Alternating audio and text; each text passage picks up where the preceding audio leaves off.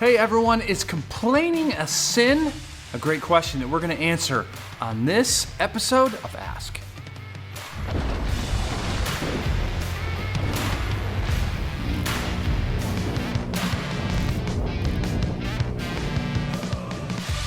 Welcome once again to Ask, where you ask questions, Bible, life, faith, anything you got. You can just go to CornerstoneBV.org, the media page drop down, hit Ask, and you can easy form to fill out. Don't leave your name, whatever you want, and then pay attention. In one of the upcoming weekly episodes, we'll answer your question. We definitely need your questions. We don't make them up ourselves, at least we try not to. So the more questions that are asked, the better that everyone is. So please do. We have a couple questions that I wanted to answer for you today, this week. And the first is complaining a sin? I like that question. I'm not complaining at all about your question. It's really good because when I started thinking about it, you want to first say, well, everyone complains, so no, but that's not a good answer. Everyone does a lot of things, and some of those things are sin. But then you're like, well, then and you just think about the act of complaining, and it does feel somewhat sinful, doesn't it? And it can be. But let me just give you a strict definition of it. Complaining is the expression of dissatisfaction or annoyance about something. Okay? So that's probably something you already knew. But when you think about that, that's kind of general.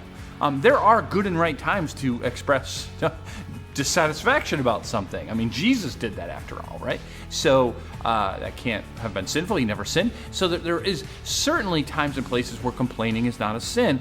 There's also certainly times and situations where complaining is. So when you think about the act of complaining, and let's just keep out of this me lamenting to God. That's prayer. There can be times, I suppose, where it's inappropriate things that you might say to God. But for the most part, when you're upset and you're telling a situation to God, I think that's good. Like you're bringing it to the Lord. You're called to do that. So let's kind of put that to the side. I think that's a healthy thing to do. So I'm going to take this to mean when one person is complaining to another person or persons. So it could be many people.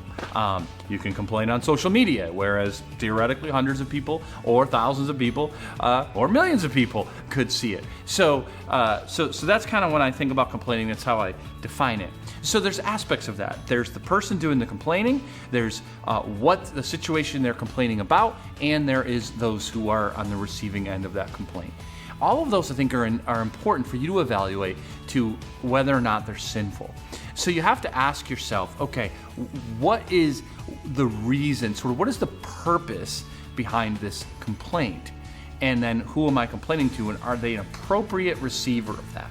If somebody has intentionally hurt me, and I'm expressing the frustration of that hurt to my wife, that's most of the time reasonable. She's my wife. She's a confidant.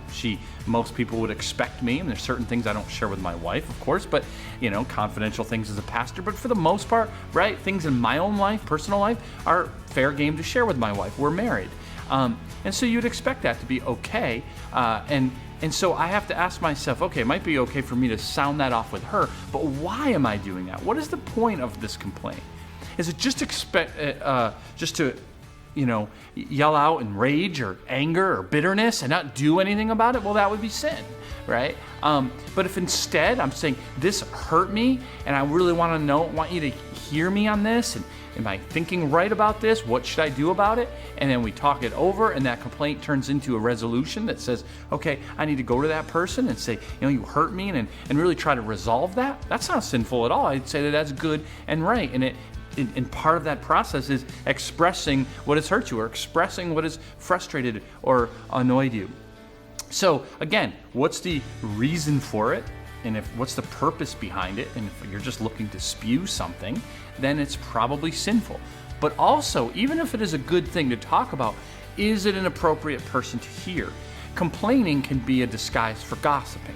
Like if I'm telling somebody a situation they have no business hearing about, they're not appropriate to receive that, especially if I blast it out on social media, just for all to hear. They lack context. They'll hear something about someone that I'm complaining about. They don't know anything about the situation. They're probably going to feel, they're going to take my side more likely than not. And so now I've sort of put this person in a situation where I think is unfair, right? So again, who are you talking to is just as important as what is the purpose behind it.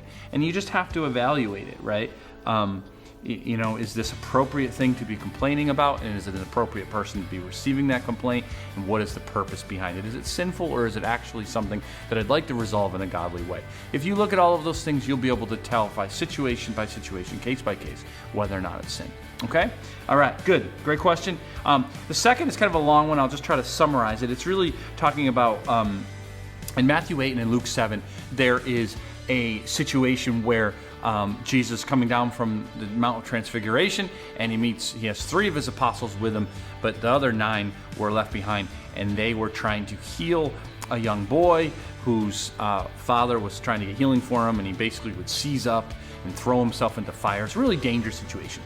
And the 9 apostles who tried to heal him had been successful in the past healing people, but they couldn't heal this one, and they were wondering why.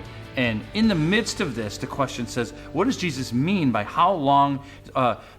as saying, you are an unbelieving generation, how long shall I put up with you? So what did Jesus mean by that? Jesus is echoing there the prophets who are looking at a generation that's supposed to be God's people, and they're just a mess. And it's sort of like, how long should God have to put up with you?